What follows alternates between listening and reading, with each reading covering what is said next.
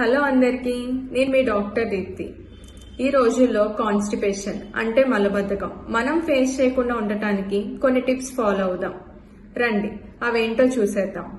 ఫస్ట్గా మనం తీసుకునే ఫుడ్లో ఫైబర్ కంటెంట్ అనేది ఎక్కువగా ఉందో లేదో చూసుకోవడం. అంటే ఫ్రూట్స్ కానీ వెజిటేబుల్స్ కానీ ఆకుకూరలు కానీ ఎక్కువగా తీసుకోవడం. సెకండ్, వాటర్ అనేది యాడిక్వేట్గా తీసుకోవడం.